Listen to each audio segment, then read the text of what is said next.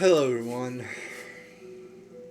So, how long does it cost? How much does it cost to fill the tank, so to speak, in your vehicle?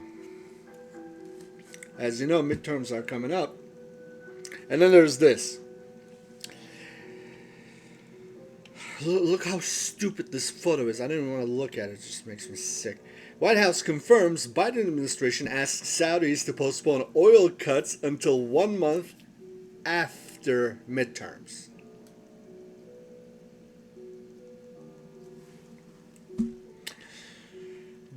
Just a reminder, it was like $1.80 something when President Trump left office.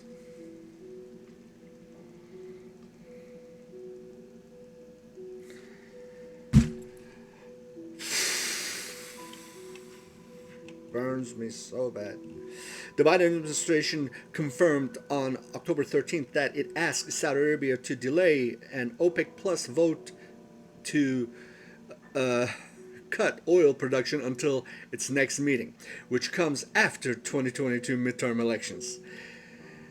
In a quote, we presented Saudi Arabia with analysis to show that there was no market basis to cut production targets and that they could easily wait for the next OPEC meeting to see how things developed, National Security Council spokesman John Kirby said in a statement.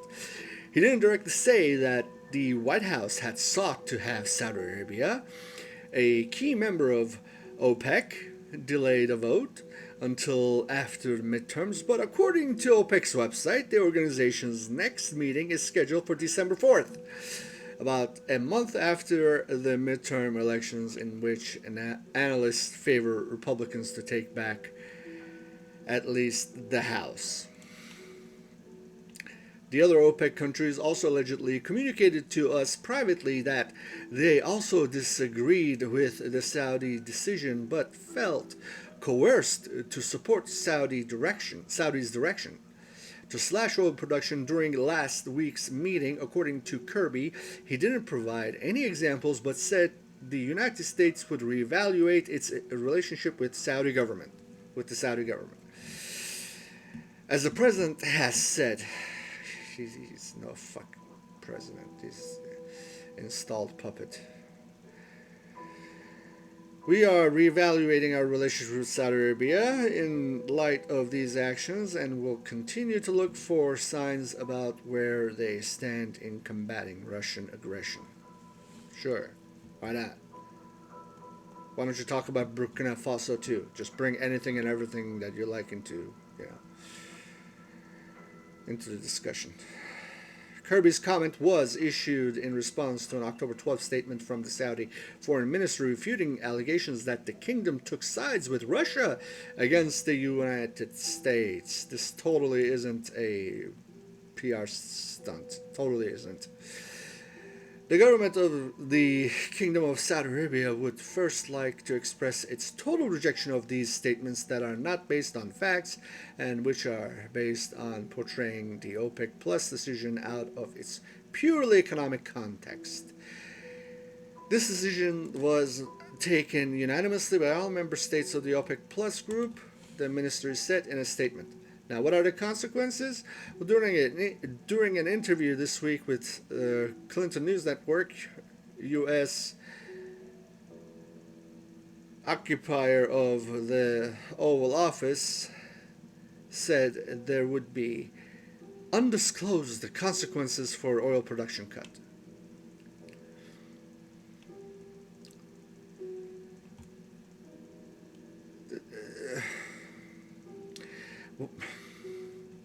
Leave it alone. Leave it alone, AJ. Leave it alone. When the House and the Senate get back, there's going to be some consequences for what they have done with Russia, Biden told Clinton News Network. I'm not going to get into what I'd consider and what I have in mind. Can you locate your mind? But there will be consequences.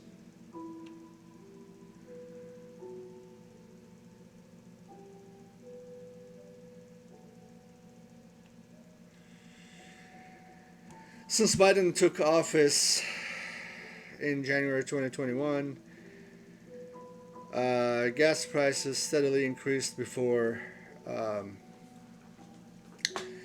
surging into record highs in June when AAA data showed the average price reached higher than $5 per gallon nationwide.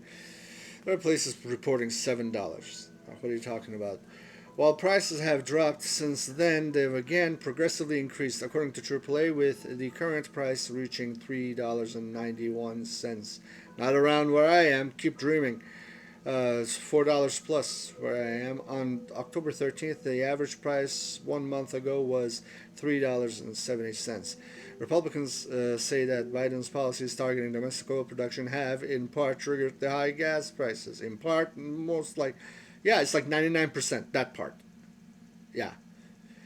Uh, Triggered the high gas prices and have contributed to decades high inflation. Data released on October 13th by the Bureau of Labor Statistics show that a key inflation metric, the Consumer Price Index, rose 8.2% year over year for September.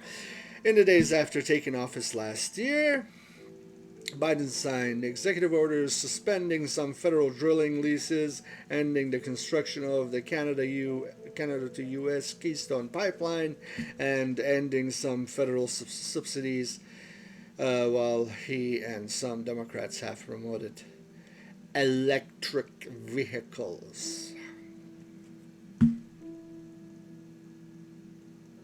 Remember when Obama had just gotten into office? Not just right away, but around this time, like this much time after. And he was pushing Chevy Volt like there was nobody's business. I forgot. There was a tax credit. I think it was $8,000 or something like that, tax credit at the point of sale to just get, move Chevy Volt out of the freaking showrooms. And it was been such a success that they dropped it. And they decimated GM and then recreated another company and named it GM. That's a whole another thing. But